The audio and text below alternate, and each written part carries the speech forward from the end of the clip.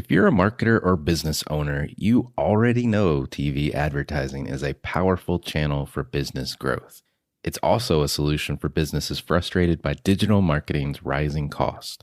But the traditional process for launching TV campaigns is expensive, time-consuming, and complex. Marketing Architects believes brands deserve access to quality TV campaigns. That's why they flipped the traditional TV agency model on its head to create all-inclusive TV. With all-inclusive TV advertising, Marketing Architects invest their own money to produce, analyze, and optimize your TV campaign. All you pay for is media. This means you get top-tier solutions for every piece of your campaign, but without the dramatic price tag, setting you up for rapid growth at an extreme cost advantage. In fact, all-inclusive TV is so revolutionary, they wrote a book about it. If you're a marketer, business leader, or interested in the TV advertising industry, you'll want to grab a copy of All-Inclusive TV, How Booming Brands Are Reimagining TV Advertising. Read how other brands use TV to transform their businesses and how you can do the same. Go to marketingarchitects.com/book to get your free copy today. Again, that's marketingarchitects.com/book. You know, I've been talking about earned media value for quite some time on this podcast. My friends at Eisenberg have just raised the bar on earned media benchmarks with their Social Index. Social Index now gives you globally earned media values across a growing list of 6 geographies for all your KPIs across the top 7 social platforms: Facebook, Instagram, LinkedIn, Snapchat, TikTok, Twitter, and YouTube. You can now visualize these values for deeper analysis, and they have a look-back window over 2 years of historical comparisons. Social Index is updated daily. Don't get stuck with old data. Over 1,000 companies have used the Social Index to understand the ROI of their social campaigns. And if you work with a social agency, you should demand they incorporate earned media values into your reports. Get your earned media value for social content. Visit earnedmediavalues.com/Alan. Again, that's earnedmediavalues.com/ALAN. For all of us, it's about predicting where the consumer is going and getting half of it right. One of the things we want to do is create ads that don't suck. Embracing change creates great possibility. I'm Alan Hart, and this is Marketing Today. Today on the show, I've got David Siegel. He's the CEO of Meetup. Meetup, if you don't know, is one of the largest platforms for finding and building the local community.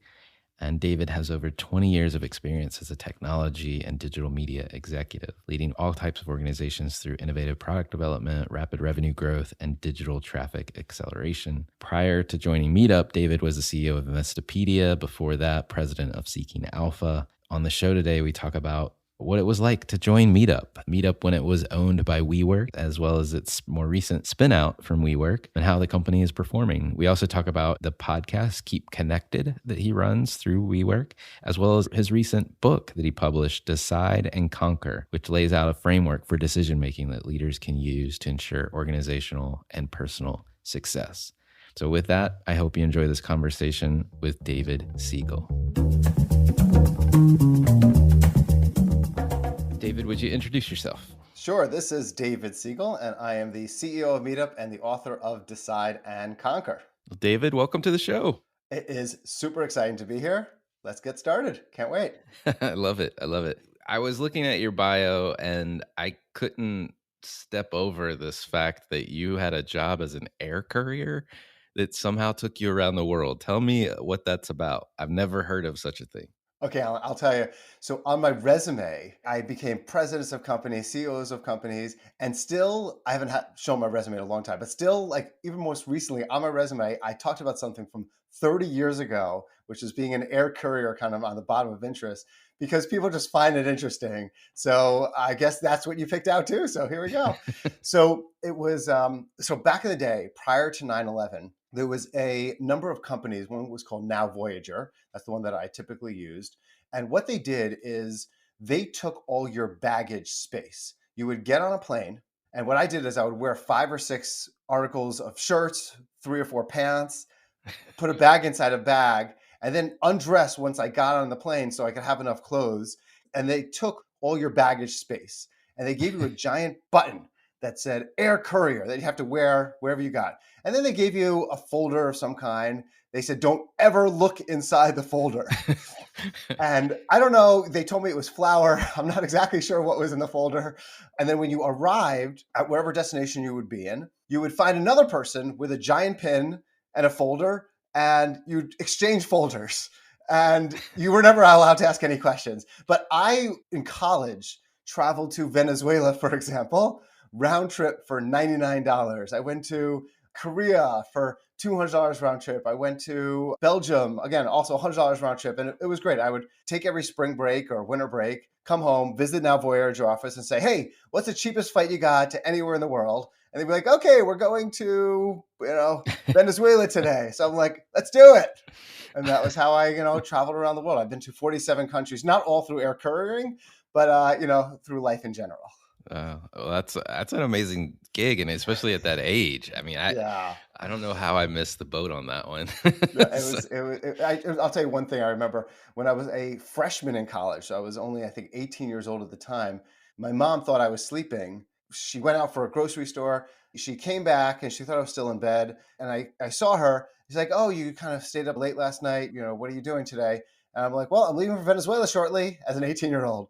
And she wasn't too pleased. Let's put it that way. I did not get a lift to the airport. That's hilarious. Oh man. So from air courier in your teenage years and college years, what's been your path since then to becoming CEO at Meetup? All about the air courier. Yeah.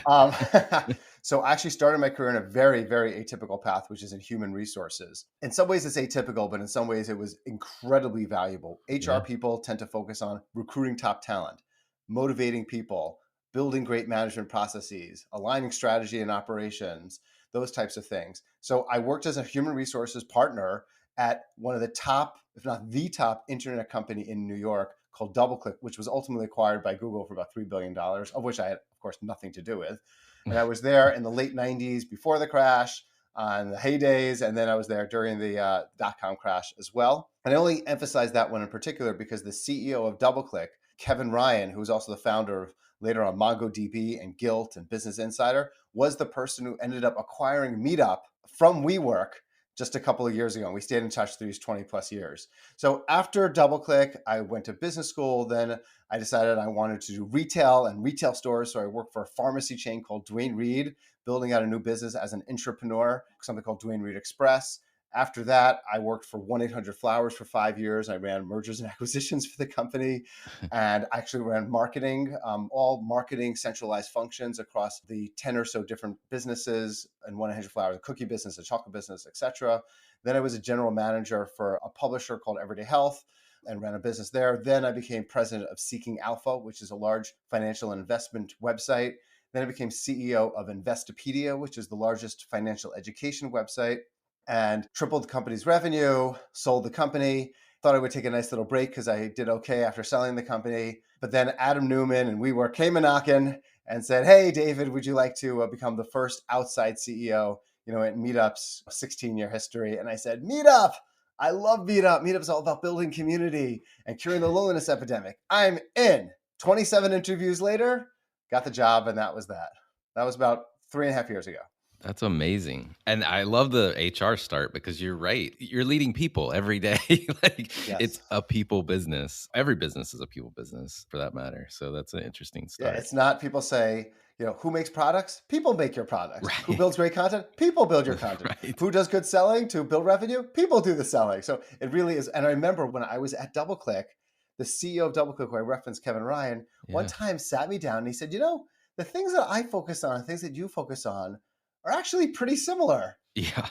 And that kind of woke me up like, maybe I could be a CEO one day. So that's what happened. That's awesome. Well, let's talk about Meetup. Unless you're under a rock, most people know it's where you can find events, local or otherwise. But how do you think about it? How do you describe it? I didn't realize it's been around for a while. Like, when did it get going, I guess, as well? Okay, so I'll start with the founding story of Meetup, which is really quite special. Meetup was a direct result, believe it or not, of 9/11. Oh, So in September 11th, 2001, when the towers went down, our founder, Scott Heiferman, was in his building just like everyone else and was just in a state of complete shock and went down to the lobby, and everyone was kind of huddling around the lobby area. And he bumped into someone, said, "Hey, where do you live?" And he realized that person lived on the same floor as he did. Bumped another person. That person also lived on the same floor as he did, and he never met them. And he was like, "This is crazy. It shouldn't take a tragedy to help us to build community.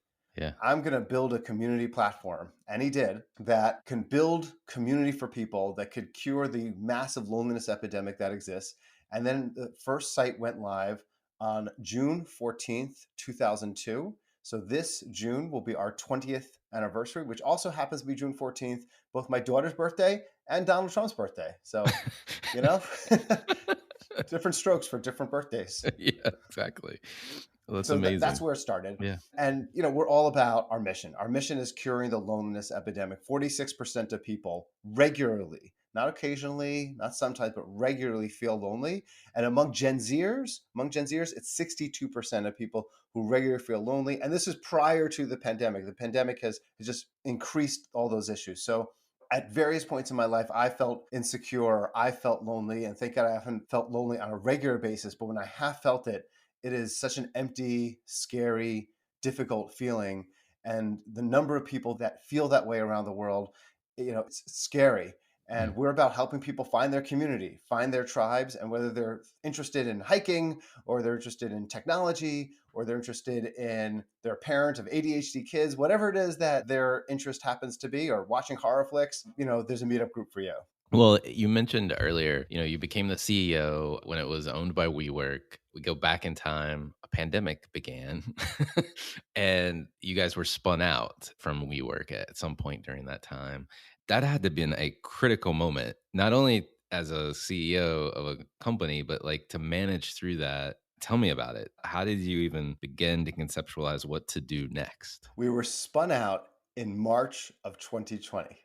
Something else happened in Yeah. March of 2020, Yeah. which was that you couldn't meet up in Right. person. Right. And that's pretty hard to run a company called Meetup that's all about IRL. We were so about IRL that our founder, I mentioned Scott Heiferman, one time at a big WeWork event, took a sledgehammer to a VR device and said, "We will never be online. We will never be, we're all about IRL or all about in person." And then once we started seeing in China, all events going down by like 95%, we're like, "Oh, you know, this has happened before. SARS, Asian flu, never going to happen here." And then we're like, "Huh, Italy, same thing is happening in Italy right now. Right. Everything's getting canceled. What's happening here? Never going to happen here." And we were in final negotiations on a sale, by the way, with Mm, to a different party. And then all the buyers pulled out, mm. all the investors pulled out. And it was a consideration that Meetup could just be shut down because Wow. the company was losing close to $20 million under WeWork, because WeWork was all about spending is maximizing losses to the greatest extent possible. I guess Right. more losses equals higher valuation, perhaps. I don't know how the math works. It was a real risk. And the person who had been mentoring me, the person, Kevin Ryan, who I mentioned earlier, I called him up and I said, at one point he said to me, "If the price just becomes such a great price, let me know." So I called him up and I said, "We have to act right now. Everyone's pulled out." So he ended up deciding to spend more from his personal money than because usually he invests through something else, of his Right. personal money than he ever invested, with less due diligence than he had ever done. But he's like, "You know, David, I've known you for 20 plus years. I trust you. Let's just do this." And we did zero due diligence, literally zero, and just went straight to lawyers doing their lawyer thing. So it was really a stressful process. But then once the deal closed, we quickly had to figure out what the strategy was to Right. deal with a pandemic. We got all the engineers in the room, and many of the engineers had been around Meetup for a long time, and Meetup has always been about in person. And it was a really tough question. What do we do right now? Do we pivot or do we not pivot? The answer was obvious, because is our mission about in person, or is our mission about helping people to connect to other people in a safe environment? Well, the only way to do it in a safe environment is through technology. So we couldn't be the company that uses technology to get people off technology. Mm. And it was a real cultural challenge, but I made the decision ultimately. And since that time, we've had over 6 million online events, from basically close to zero in our first 16 actually 18 years at that time. 30 million plus people have gone to online events in over 190 different countries. So right now, it's about 25% of Meetup and 75% is back to in person. And you can look at states like Texas and Florida, where seemingly there's never been COVID, and they're like 95% in person. So it's interesting to see which states are higher percentages, which are lower, which countries are higher, which countries are lower as well. Talk about a pivot. That is a huge swing to your business, to the culture. I mean, everything. Was there a hardest part? Was it the cultural aspects of, not wanting to be an online business and facing the realities of like we have to do this. Like this is just what we have to do. That was not so hard because I Okay. could make that decision unilaterally. The Yeah. hardest decision actually for us was working with our 200,000 plus organizers around the world to figure out and to help and support them and to enable them to still have community and build community in the absence of getting together in person. Like, what does a running group do Right. when you can't run together as a group? Because in the early days, people weren't even doing that. Mm. So we would actually go and reach out to different running groups. And we found out that people go on individual runs. They would come back, they would turn on Zoom, and they would all talk to each other over a beer and build a relationship kind of that way. Mm. And we found out what different groups were doing, how they were using different apps like Icebreaker, how they were using breakout rooms. We got the head of training for all of Zoom on something called Meetup Live. We had thousands and thousands of our organizers get advice on how to leverage Zoom because they hadn't really used Zoom before. Zoom wasn't like a thing that people used very often prior to the pandemic, certainly on an individual basis, maybe on a company basis, people did. Mm. So helping to build the entirely new infrastructure of training, support, content to enable our organizers to feel comfortable and feel and understand the importance of the online connecting was a lot of work. And ultimately, it's helped us quite a bit because we're providing more support for our organizers than we kind of ever had. And that's something that's really important for us. It's just amazing the change that you had to manage through. It's just kind of phenomenal, frankly. It's hard to like conceptualize all of the moving pieces happening all at once across all those dimensions. But it seems like you're back, so to speak. You've got this nice mix of online and back to in real life events happening. Do you see it as you're back now? Well, the key to a pivot, as I like to talk about, is in a pivot, you're not picking up your entire foot and moving in a different location. You're keeping your heel planted and you're just moving your foot around, but your heel is planted. And for us, the heel was our mission. Mm. Our mission was always planted. Our mission was always the same, which is empowering personal growth through real human connections. It was how we're going to achieve that mission that we ended up changing. So that's an important kind of understanding. It wasn't a complete change management type thing and change of our mission. We kept our mission, we kept our pivot, and we kept our heel kind of firmly planted into the ground. What's been exciting actually for us is the number one question by our organizers during this pandemic has been, I hope that online meetups are here forever. And a couple of important reasons why. It's so great that we have them. So for example, I recently participated, believe it or not, in an ecstatic dance meetup group. And we were just putting the crazy music on and people were just dancing like crazy, and it was through Zoom. Well, that group had like 4 or 5 people normally that would go to it, but there were like 25 people from like 18 different countries that were all doing this thing together. Right. So when you have, let's say, a more niche topic, an area that not necessarily lots of people in Kansas City could be interested in, Mm. or you want a support group for breast cancer survivors, or any of these kinds of things, to be able to have opportunities to have a global audience and global people that could help and support each other who are going through some similar things or want to learn a similar language or different topic or whatever it is so much more significant. So the other opportunity that we've seen is for people who are of less means Mm. and it's costly for them to take the trains and park and go into a big city. They could participate and they could learn a new programming language by just turning their computer on and being part of the presentations, the dynamic and the interaction that they would never have had exposure to previously. And we have people from India calling into meetup groups that are in Europe and the States and vice versa. Mm. So I think there's incredible positiveness that comes out of democratizing access to information that can come from our global events that we didn't really have beforehand. So in many ways, it's been a real blessing. It definitely extends the business model and helps you achieve your mission for that matter. It's funny that you say going into a city and paying to park. I mean, I've run CMO events, dinner events, and it's a struggle to get people to go 8 blocks in New York City, you know? So, and that's It in real is. life in a non-pandemic time. The hybrid model, I think, is here to stay too. I agree with you. I agree Yep. with you on Hybrid that. model, how people work, hybrid model, Yep. how people have community, hybrid model, how people interact. And I Yeah. think that creates a healthy balance because it gives people actually opportunities to spend more time with people who are really most important, which is family and Yep. taking care of oneself. I mean, this has been such an influential time, a huge change that you've had to manage through, that you've just published a book called Decide and Conquer. I did? You did. You did. Oh, Congratulations. thank you so much. Yes, it came out just a couple of weeks ago. Yeah. So tell me, it lays out the framework for decision making that leaders can use to ensure organizational and personal success. What can listeners expect to find in the book? I've always been obsessed with decision making. We all make thousands, literally thousands of decisions every single day. One quote that I had read from Teddy Roosevelt really struck me, which is the best decision is a good decision, the second best decision is a bad decision, and the worst decision is no decision. And I know so many people, both professionally and also in life, that get held back by fear and inertia of not making that decision. Marketers who are just need more analysis, Mm, more split tests in order to right. kind of say, we're going to take this action. And that fear really disenables people to leading as successful careers and as successful as happy lives as possible. But I didn't want to write one of these boring textbooky business books that you read all the time. That it's a 250-page book that could be summed up in 3 pages with 300 examples of the exact same story over and over again. But then WeWork came a knocking, and there were so many kind of crazy experiences as part of WeWork with Adam Newman running Meetup when you couldn't meet up that I literally birthed a book in 2 months. I just birthed 75,000 words and just typing continuously for 2 months, basically, in the mornings from 6 to 8 a.m. A friend of mine introduced me to a publisher Mm, at HarperCollins. I didn't have an agent. I didn't meet it with any other publishers. He said, hey, just send them your manuscript. And it was like spelling mistakes and grammar mistakes. It was right. just kind of like a vomit mess.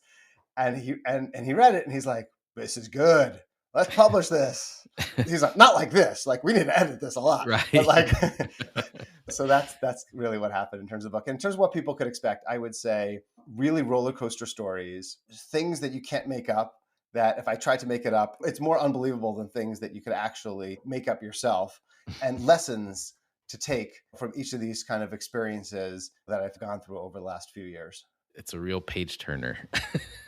I'm still Thanks, working Alan. my way through it, but it lives up to what you just described. So Thanks.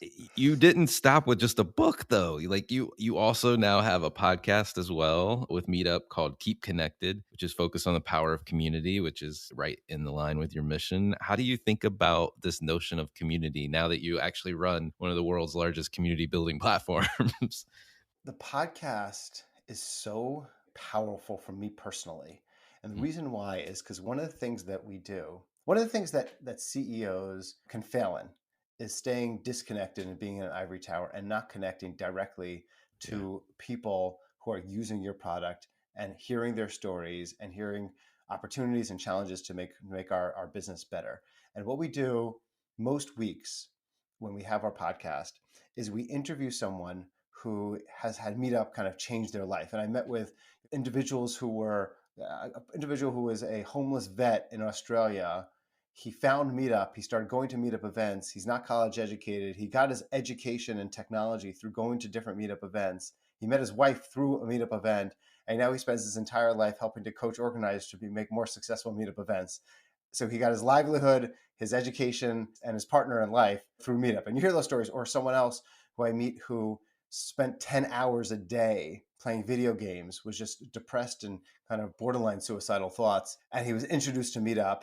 And he then started going to events. The organizer moved to another city, asked him to become the organizer. And he's had over 900 events in the last 10 years around rock climbing and introducing new people to the city. 6 marriages have come from his group, has nothing to do with the singles group.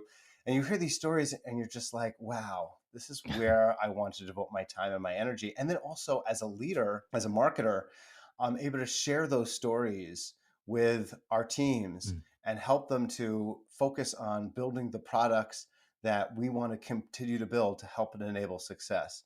So I grew up in a really strong community myself. I happen to be kind of Orthodox Jewish. And what that meant for me growing up was that if God forbid someone passed away, then the person would never have to make a meal for a month. There was just food coming to the person's house all the Mm, time to yeah. help to take care. And there were people as a community celebrated the ups and the joys and the sorrows and the downs. And so many people don't have that. And I think community enriches everything. And the reason why that I have found for me is because of the serendipitous moments that oftentimes happen when you're just surrounded by people. And all these things that you wouldn't have expected. In the book, I talk a lot about one of the most important principles in decision making is optionality. Are you creating options with the decision? Are there's many different things that could come out of it, or are you minimizing the number of things that could be created because of a specific decision that you make? And in community, so many different options are created because you're building relationships with people that can help you in so many different ways, and you can help in so many other ways. I love that notion too of optionality, creating more options for yourself versus reducing them, reducing your options. As you think about Meetup and its future and what comes next, how are you thinking about growth and, frankly, marketing's role in supporting that growth? Where we have started to see a lot of increasing success is in the traditional marketing areas. So, for Mm, example, whether it's paid marketing and using search and using social, etc., to build the right landing pages, to optimize landing pages, all the kind of the 101 marketing stuff that all marketers need to be doing, certainly today, all digital marketers. mhm, Where we're also been spending time and also seeing success is in brand marketing. And brand marketing is always an interesting thing because how do you measure brand marketing effectively? And we found our way of measuring brand marketing that has been very, very helpful for us. Specifically, what we do is we look at how often the term meetup is put in the search bar, how mm, often people are searching for the term meetup, meetups near me in any cities that we go to. So, for example, we'll do a test, a brand marketing test in 10 different cities, and we'll compare them to 10 other cities where we don't do a brand marketing test. And we've seen 3, 4, 500% increases of people looking for the term meetup and meetups near me, meetups Kansas City, whatever it is, than in cities where we don't. So brand marketing has been effective, but that's not what the future is for us in marketing. The biggest area of opportunity for us in marketing is helping to enable each of our 200,000 plus organizers that mm. are part of making Meetup into brand ambassadors to a much greater degree than they are right now.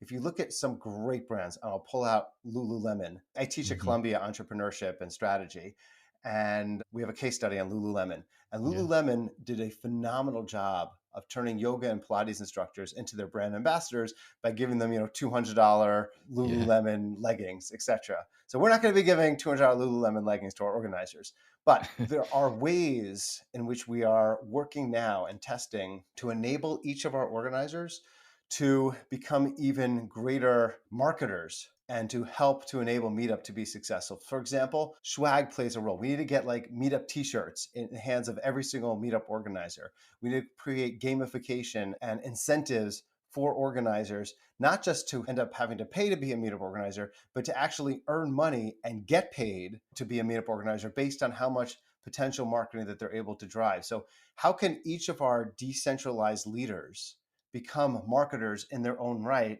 That's an area that we're spending more time exploring and something I'm really, really excited about. I think that's fantastic, and it reminds me of an example I've used on this show, and actually came out of a episode years ago from Peloton, early Peloton days, interviewing the Mhm. head of marketing, and their Facebook group of existing users was their best closing channel for people that were interested in Peloton but didn't know, is it worth it? Have questions. They would just send them to this Facebook group, and all their users would answer all the questions. It was like their support and customer success all in one. Oh, They had 250,000 people, I think, in the group. I think it's well over that now, but that was their closing channel for sales opportunities. So, using your organizers, to your point, as brand ambassadors and creating a community even out of them to help themselves, that's amazing. we actually do have a Facebook organizer group. And at one point in time, the philosophy was let them do their thing.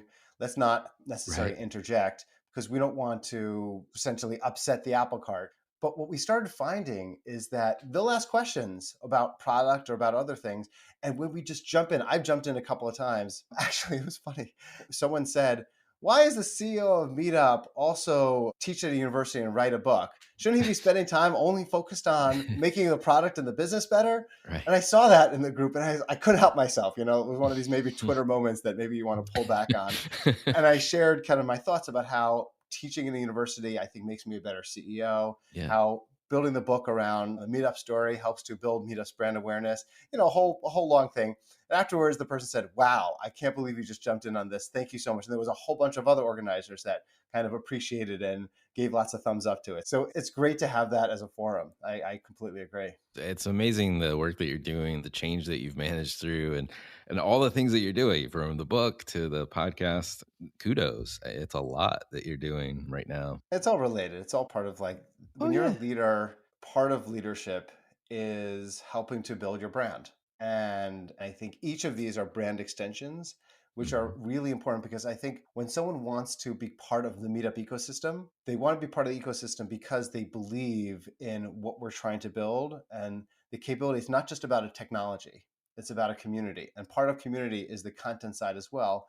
And people buy Apple products because of that association with the brand, and we want more and more association with the Meetup brand. So whether it's a book, the podcast, teaching, whatever it is, it's all part of the larger kind of thought leadership around community. And that's what we want Meetup to be certainly known for. I want to switch gears, and we like to ask a series of questions to everybody that comes on. And my favorite question to ask is, has there been an experience of your past that defines or makes up who you are today?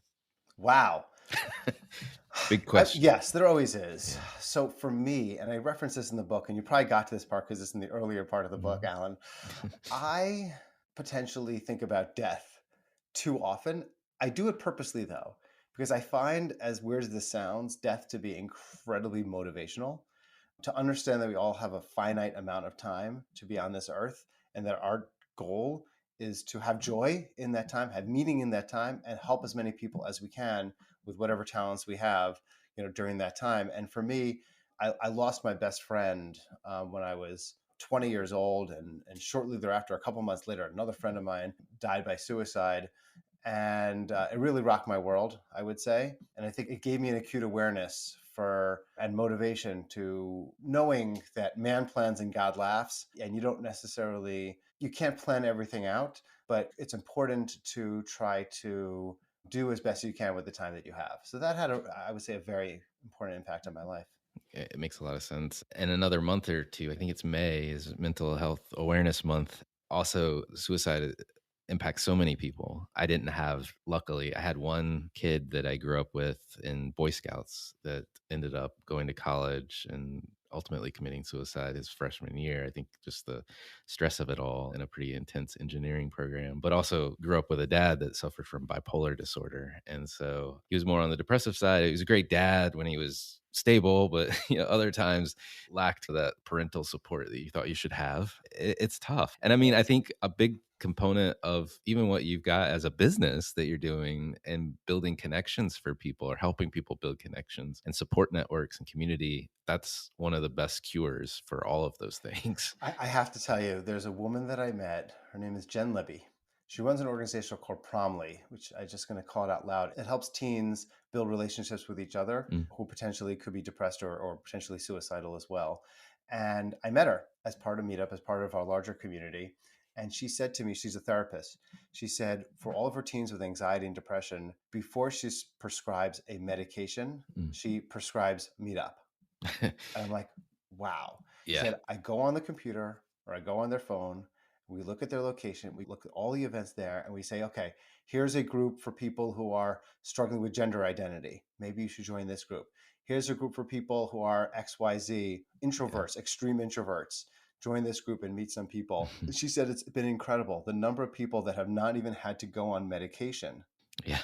because they find their people and they find an outlet and they understand that they're not the only person that's suffering and that's challenged and that's weird in the way that they may be different than others. And there's other people that could be similarly different than them, and how they've grown and learned from those experiences. It's really quite powerful. It gets to the human experience. The human experience is a shared experience. And if you're not sharing in that experience, you can be isolated. It creates weird Yes. things in your mind. Yeah. Too many people Yeah. think I'm the only person going through this. And Yes. you're Yeah. special. You're special. Every person is special, but you're not alone. What advice would you give your younger self if you're starting this journey all over again? Younger self advice. I was definitely too caught up on compensation as a young person. I made too many career decisions, and it helped to push me to get promoted and to work hard, etc. Right, But I definitely weighed how much money I was making as a arbiter of how successful a human being that I actually happen to be. Mm, Using external validation as the basis for your sense of self is really not healthy. And maybe it took more financial success to be able to go back and see that, and that it's easier to say and to do in hindsight. But I really wish I had spent more time making decisions that could have been a step back, but a greater learning experience than kind of constantly needing to keep getting increases for whatever reasons I had happened to have made up for myself at the time. ending here with a few marketing-ish related questions. Great. What one topic do you think marketers need to be learning more about, or you might be trying to learn more about yourself? I had done a very, very deep dive myself into SEO because part of Investopedia's magic was just ranking high in every single search engine Yeah. query. But I would not say that's the opportunity right now. For me, it would be how can machine learning be of more significant advantage to marketers? How can building algorithms and different regression type models really help marketers to target and build the right personalized type messages to people? I think that oftentimes a marketer will just rely on their data science team, or machine learning team, or their analytics person Mm, to make those decisions, and they'll kind of pull back and say, okay, I'll spend the money, but I won't get deeply involved in that. But the problem with that is that people who are in engineering and really understand data are not marketers. right, right. And collaborating with those individuals to really understand the bases for how the matching principles might come up. In our case, it's matching a person to the right event so that they could, person could find the right event for them, Mm. is so critical in so many different business areas. I think that's an area where I would double click on more exposure for most marketers, machine learning specifically. I ran a company with a couple partners. One guy was an econometrician, statistician, and he, I'm going to mess this quote up, but he used to always say to me, I can look for whatever you want in the data. If I let it guide itself, it may tell us nothing we want to know. I love that. I love that. And that's why it's so important Yeah. to engage and not be Yeah. hands off, but Yeah. really engage in it for marketers. Yeah. Stepping back just on a personal note, are there brands or companies or causes that you follow or you think other people should take notice of? Yeah, tell you a cause of a board that I'm on, actually, if Yeah. you don't mind me sharing it. Yeah. No, go for it. It's called 5-1 Labs. And so, as I mentioned, I'm a teacher at Columbia, and one of the things I teach is entrepreneurship. And one of the most gratifying moments and experiences is when a student becomes an entrepreneur. And many of the people in my class have decided, not because of me, of course, but just because of their nature, I've decided to build entrepreneurial nonprofit ventures. So, this particular organization called 5-1 Labs, what they do is they're helping Syrian refugees who have come to different other locations, particularly in Kurdistan, to build up their lives and to build incubator businesses and tech businesses from on the ground in those locations, and to give them their lives back after Mm, being refugees. So that's a cause that's particularly meaningful for me. And of course, at this time, depends on what's happening when the right. podcast airs, but anything, of course, to support what's happening in the war in the Ukraine is something that we should all try to figure out ways of which we could spend our time and Yeah, energy and no, resources. 100% agree. And that's a really interesting approach to entrepreneurship and applied to a refugee situation. I will have to check it out for sure. Last question for you. What do you think is the largest opportunity or threats facing marketers today? Okay, I'm going to go for opportunity for 500. Here we go. The biggest opportunity in my mind is too often companies will look at their competition and say, oh, they're competition. I want nothing to do with them. And I'm going to just have a big wall between them. And there's no way that we could actually help each other out. And I have found numerous times in my life that the concept of coopetition, of cooperating with competition, is something that most marketers are afraid to do for whatever reason. But there could be a partnership with a competitor. In Meetup's case, it could be another community organizing tech group, which we have partnerships with, I may add, like a Hmm. Discord, for example. And rather than looking at someone as a competition, instead say, how could we help you out? How could you help us out? You have things that we don't have in terms of certain technology. We have things that you don't have in terms of greater access to certain people that you don't have access to. Let's find ways of working together. So we're talking to Nextdoor, for example, which is a great community platform. Talking to Discord, a great community platform. And we're building different partnerships that help each other out. And I think don't be afraid to talk to competitors, and don't be afraid to help a competitor out. If it also helps you out quite a bit as well, then we're all winning. If all boats rise, all the better. The pie gets bigger for all of us. Yeah. Exactly. I love it. I love exactly. it. Well, David, thank you so much for coming on the show. It's been a fun and enlightening conversation. I am so happy to be a part of it. Thank you, Alan. And hopefully this is helpful for your listeners. Hi, it's Alan again. Marketing Today was created and produced by me, with support from my team and podcast editors, sound engineers, and writers at Share Your Genius. Find them at shareyourgenius.com. If you're new to Marketing Today, please feel free to write us a review on iTunes or your favorite listening platform. Don't forget to subscribe on marketingtodaypodcast.com and tell your friends and colleagues about the show. I love to hear from listeners. You can contact me on marketingtodaypodcast.com. There, you will also find complete show notes, links to what was discussed in the episode today, and you can search our archives. I'm Alan Hart, and this is Marketing Today.